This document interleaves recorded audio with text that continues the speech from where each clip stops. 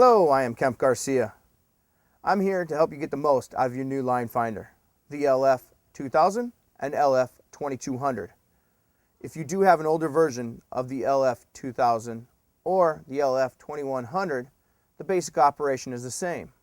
Each LineFinder comes with a rotating head, an LCD screen, and a button that does all the work.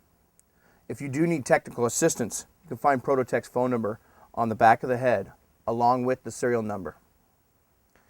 This button does it all. Let's go ahead and turn it on. Hold it in any direction for a second. The handle's going to vibrate. The logo and the phone number will be on the display.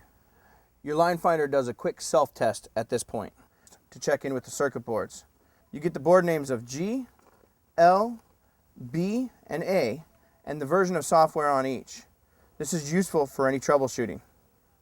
Notice the arrow pointing down and the arrow to the right. When on the home screen, pressing the button down will turn the equipment off. Pressing the button to the right will take you to the next step. Here is where the LF2000 and the LF2200 are different. The LF2200 has a menu with multiple selections for different locating techniques. The LF2000's only job is to locate a 512 Hz sonde. There is no menu, it gets right to work. During this series, we're going to use the word sonde and transmitter interchangeably.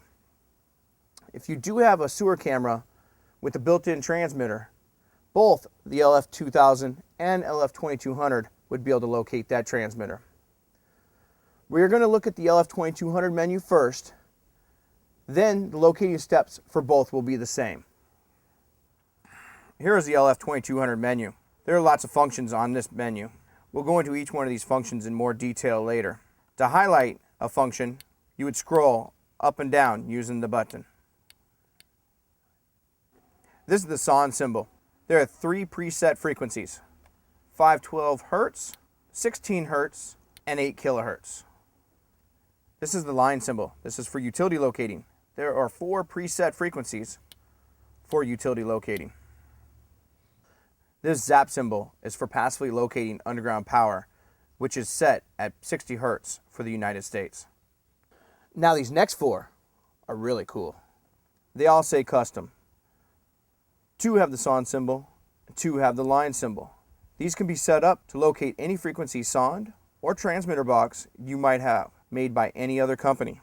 The LF2200 can sniff a frequency anywhere between 16 Hz and at least 100 kHz and lock onto it and set itself up for future use.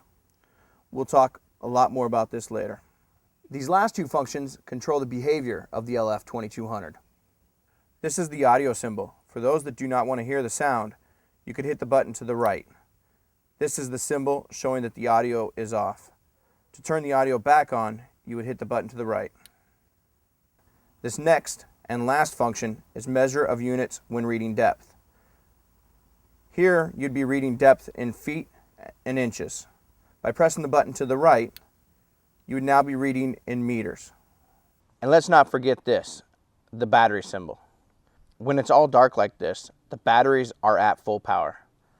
As the black part gets smaller, it shows the batteries are getting weaker. When there is only a little black left, it's time to put fresh batteries in. The batteries go in these tubes, 3 AA alkalines in each, always with the button end in first. So let's go locate something.